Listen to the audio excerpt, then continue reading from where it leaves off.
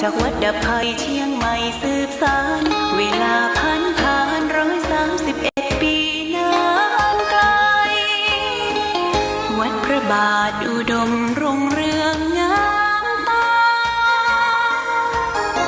เจ้าน้อยบุญทาวงศาข้าหลวงพวงเชียงใหม่ปกครองหัวเมืองฟ้าทุ่มเทแรงกายแรงใจ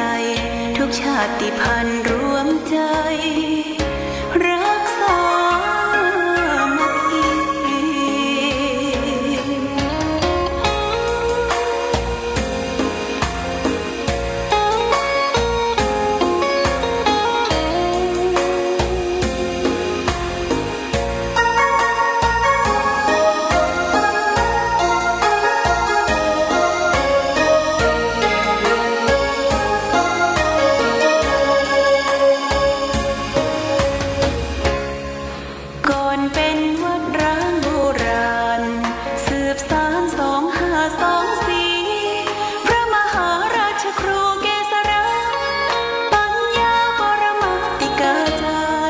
จากวัดดับภัยเชียงใหม่สืบสานเวลาผ่าน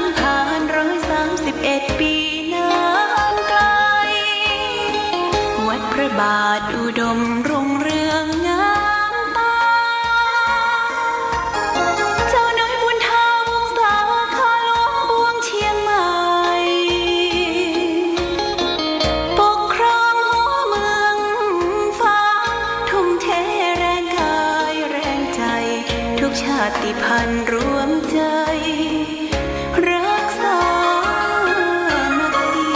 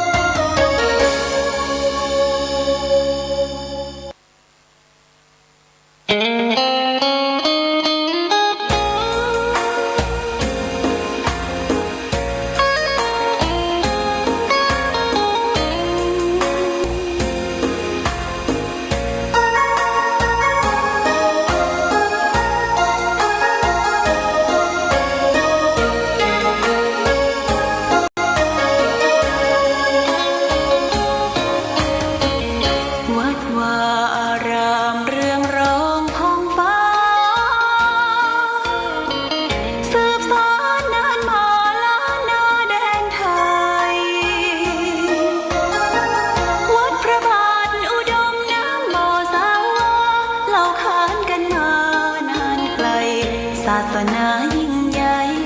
ของชนชาวไทยพระพุทธบาทจำลองของพระสัมมาองค์พระศาสดาพุทธบูชากราบไหว้องค์พระเจ้าฝางอุดมศิลป์ผู้สร้างสรรค์มานานไกลนามอุดมก้องไปสมในชายาก่อนเป็นวัดร้างโบราณสืบสาน2524พระมหาราชครูเกษราปัญญาปรมาติกาจารย์จากวัดดับภัยเชียงใหม่สืบสานเวลาผ่าน131 ปีนานไกลวัดพระบาทอุดมรุ่งเรืองงามตาเจ้าน้อยบุญทาวงศาข้าหลวงพวงเชียงใหม่ปกครองหัวเมืองฟ้าทุ่มเทแรงกายแรงใจทุกชาติพันธุ์รวมใจเจริญสุขศรัทธาสาธุชนญาติโยมท่านพุทธบริษัททั้งหลายวันนี้รายการธรรมประทีปส่องต่างก็ได้มาพบปะกับพ่อแม่พี่น้องศรัทธาสาธุชนญาติโยมแห่งครับนะโมตัสสะภะคะวะโตอะระหะโตสัมมาสัมพุทธัสสะนะโมตัสสะ ภะคะวะโตอะระหะโตสัมมาสัมพุทธัสสะนะโมตัสสะภะคะวะโตอะระหะโตสัมมาสัมพุทธัสสะธัมมังจะเรสุจริตังนะตังทุจริตังจะเรธัมมจารีสุขังเสติอัสมิงโลเกปรัมหิจาติณบัดนี้อาตมาภาพจะรับประทานแสดงพระธรรมเทศนาในสุจริตธรรมกถาว่าด้วยการปฏิบัติหน้าที่ให้สุจริตเพื่อเป็นเครื่องประคับประคองฉลองศรัทธาประดับปัญญาบารมีอนุโมทนากุศลบุญญราศีของท่านพุทธศาสนิกชนทั้งหลายผู้ขนขวายมาบำเพ็ญบุญธรรมสวรรค์ใหม่คือบุญที่ได้จากการฟังพระธรรมเทศนา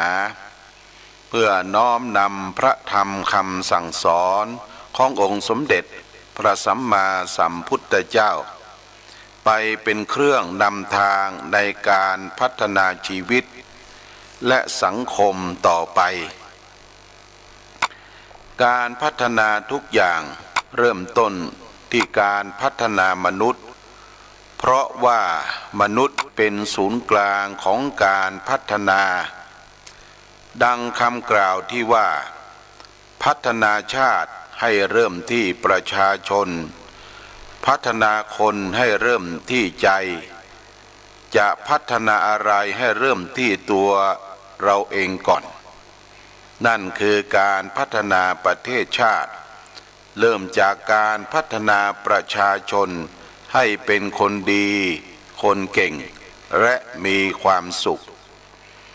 ทั้งนี้เพราะประชาชนที่พัฒนาดีแล้วย่อมกลายเป็น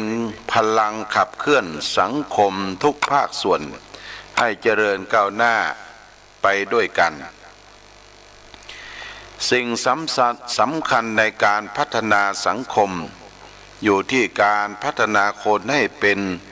สัพบุรุษคือเป็นคนดีคนดีคือคนเช่นไรพระพุทธเจ้าตรัสว่า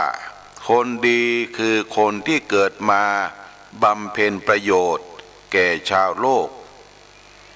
ดังพระบาลีที่ว่าไสยถาปิภิกขเวมหาเมโคสัพพสัตสานิสัมปาเทนโตเป็นต้นแปลความว่าภิกษุทั้งหลายเมื่อเมฆฝนตกลงมาทำให้ข้าวกล้าเจริญงอกงามย่อมตกเพื่อประโยชน์เกื้อกูลเพื่อความสุขแก่ชนเป็นอันมากฉันใดคนดีเมื่อเกิดในตระกูลย่อมเกิดเพื่อประโยชน์เกื้อกูลเพื่อความสุขแก่คนเป็นอันมากฉันนั้นนั่นคือคนเกิดมาแล้วย่อมทำประโยชน์3ประการให้บริบูรณ์คือ 1. อัตถะประโยชน์ตน 2. ปรัตถะประโยชน์คนอื่น 3. อุพยัตถะประโยชน์ส่วนรวมคนดีสามารถบำเพ็ญประโยชน์ทั้ง3ประการแก่คนเป็นอันมากเพราะเขาทำหน้าที่อย่างไม่ขาดตกบกพร่องถ้าสมาชิกในสังคมใดพร้อมใจกันทำหน้าที่อย่างครบถ้วนสมบูรณ์สังคมนั้นก็จะมีแต่ความมั่งคงมั่งคั่งยั่งยืนดังนั้น การปฏิบัติหน้าที่ให้สมบูรณ์จึงเป็นสิ่งสำคัญสำหรับการพัฒนาสังคมและประเทศชาติแท้ที่จริงการปฏิบัติหน้าที่ก็คือการปฏิบัติธรรมสมดังพระบาลีนิเขปบทที่อาตมาภาพยกไว้ณเบื้องต้นว่าธัมมังจะเรสุจริตังเป็นต้นแปลความว่าบุคคลควรประพฤติธรรมให้สุจริตไม่ควรประพฤติธรรมให้ทุจริตผู้ประพฤติธรรมย่อมอยู่เป็นสุขทั้งโลกนี้และโลกหน้าพระพุทธเจ้าทรงประทานพุทธประสิทธินี้แก่พระเจ้าสุทโธทนะในโอกาสที่เสด็จไปกรุงกบิลพัสครั้งแรกภายหลังจากการตรัสรู้ในพุทธประสิทธินี้คำว่าธรรมะหมายถึงหน้าที่กล่าวคือพระเจ้าสุทโธทนะทรงมีหน้าที่ในการปกครองซึ่งจัดเป็นวรรณธรรมคือหน้าที่ประจำวรรณกษัตริย์พระพุทธเจ้าทรงมีพุทธธรรมคือหน้าที่ประจำของพระพุทธเจ้าทั้งหลายที่จะต้องออกบิณฑบาตโปรดเวนยสัตว์ใครมีศีลมีธรรมธรรมะก็คือหน้าที่อะไรควรทำหน้าที่นั้นให้สุจริตโดยลักษณะ3ประการได้แก่1ไม่บกพร่องต่อหน้าที่2ไม่ละเว้นต่อหน้าที่และ3ไม่ทุจริตต่อหน้าที่ประการแรกบุคคลชื่อว่าไม่บกพร่องต่อหน้าที่เพราะเขาทุ่มเทอุทิศตนในการปฏิบัติหน้าที่อย่างเต็มกำลังความสามารถเมื่อได้รับมอบหมายให้ทำหน้าที่ใดเขาจะทำหน้าที่นั้นอย่างดีที่สุดเพื่อไม่ให้เกิดความบกพร่องเสียหายแก่งานในหน้าที่เข้าทำนองที่ว่าร้องให้สุดคำรำให้สุดแขนแผนให้สุดปีกดังที่นักปราชญ์จีนชื่อว่าขงจื้อกล่าวไว้ว่าเมื่อได้รับมอบหมายให้ทำหน้าที่ใดจงทำหน้าที่นั้นให้ดีที่สุดถ้าเขาเลี้ยงม้าก็จะต้องอ้วนถ้าเขาเป็นเสนาบดีกระทรวงการคลังเงินก็จะต้องเต็มคลังประการที่2บุคคลชื่อว่าไม่ละเว้นหน้าที่เพราะเป็นผู้มีความรับผิดชอบต่อหน้าที่เขาจึงไม่ละทิ้งหน้าที่หรือผลักภาระหน้าที่ของตนไปให้คนอื่นเช่นผู้เป็นทหารย่อมไม่หนีทัพผู้เป็นบิดามารดาย่อมไม่ละทิ้งหน้าที่ในการอบรมสั่งสอนบุตรธิดาในนิทานอีสปมีเรื่องเล่ากับมารดาที่ไม่ทำหน้าที่กล่าวตักเตือนบุตรของตนเมื่อพบว่าเขาชอบลักขโมยในวัยเด็กพอบุตรเติบใหญ่ก็กลายเป็นโจรอีสปสรุปว่าเมื่อบุตรเป็นโจรบิดามารดาย่อมมีส่วนในการสร้างความเป็นโจรให้กับบุตรเพราะเหตุละเว้นการปฏิบัติหน้าที่ในการอบรมสั่งสอนบุตรของตนประการสุดท้ายบุคคลชื่อว่าไม่ทุจริตต่อหน้าที่เพราะไม่ปฏิบัติหน้าที่ไปในทางที่มิชอบด้วยกฎหมายและหลักศีลธรรมหมายถึงเขาไม่ใช้อำนาจหน้าที่ไปในการแสวงหาประโยชน์ให้กับตนเองหรือคนอื่นในทางที่ผิดกฎหมายและผิดทำนองครองธรรมประโยชน์ในที่นี้หมายรวมถึงทรัพย์สินเงินทอง ตำแหน่งหน้าที่ชื่อเสียงเกียรติยศหรือสิทธิอื่นใดที่ไม่สมควรได้มาแต่ก็ใช้อำนาจหน้าที่ในทางมิชอบจนกระทั่งได้มาตามที่ต้องการที่เรียกว่าทุจริตต่อหน้าที่พระพุทธเจ้าตรัสสอนต่อไปว่าณตังทุจริตังจะเรแปลความว่าบุคคลไม่ควรประพฤติธรรมคือหน้าที่นั้นให้ทุจริตทั้งนี้เพราะการทุจริตต่อหน้าที่เป็นเหมือนสนิมที่กัดกร่อนชีวิตและสังคมให้พังพินาศไปในที่สุดชีวิตของบุคคลผู้บกพร่องต่อหน้าที่ละเว้นต่อหน้าที่และทุจริตต่อหน้าที่ย่อมมีแต่ความอ่อนแอเสื่อมโทรมอาณาจักรที่ยิ่งใหญ่ในอดีตไม่ได้ล่มสลายเพราะภัยจากภายนอกเพียงอย่างเดียวหากแต่บาปทุจริตของประชาชนอันเป็นสนิมภายในก็มีส่วนสร้างความอ่อนแอให้กับอาณาจักรนั้นๆจนต้องล่มสลายเมื่อภัยจากภายนอกมารุกรานข้อนี้สมดังพุทธพจน์ในธรรมบทที่ว่าอะยะสาวะ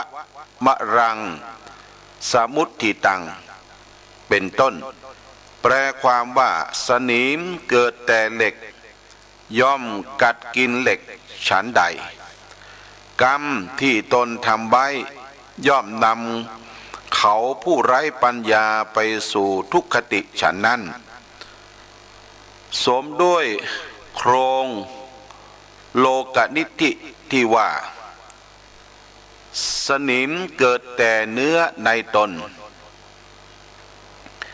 กินกัดเนื้อเหล็กจนก่อนคล่ำบาปเกิดแต่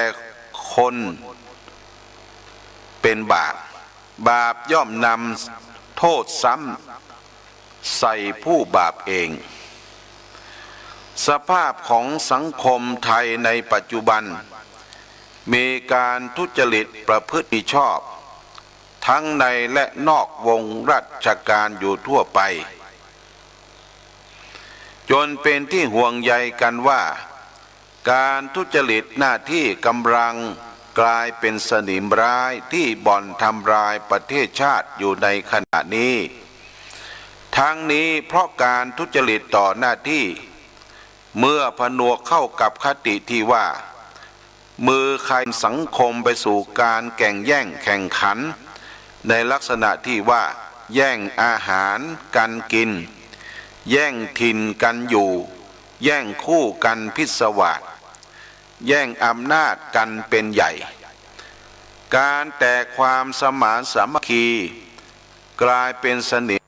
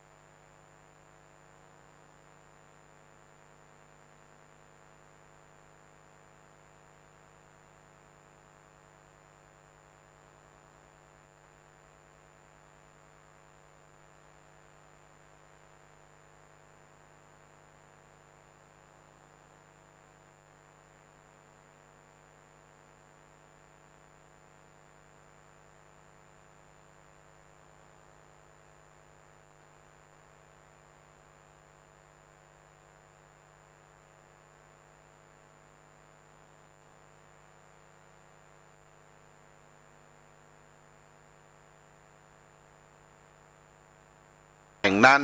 ก็ตั้งงบประมาณเป็นค่าอาหารเสือตัวนี้วันละ1 บาทซึ่งเป็นเงินจำนวนมากในสมัยนั้นผู้คุม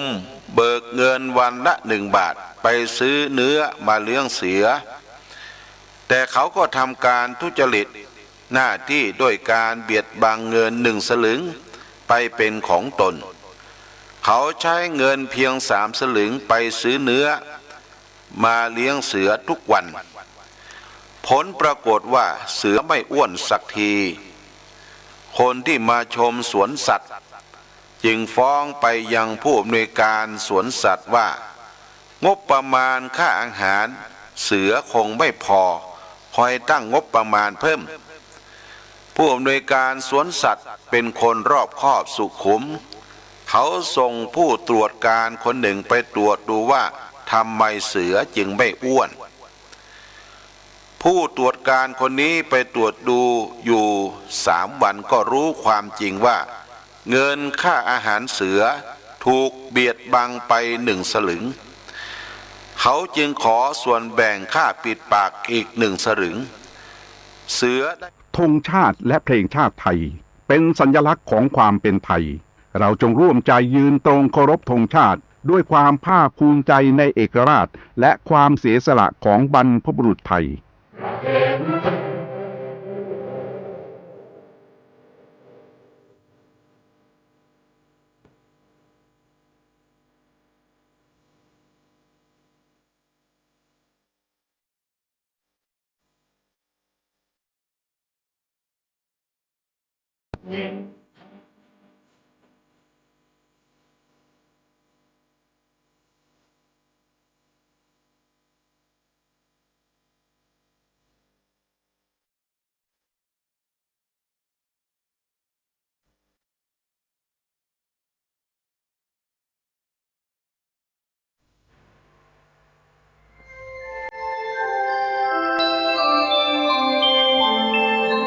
ขณะนี้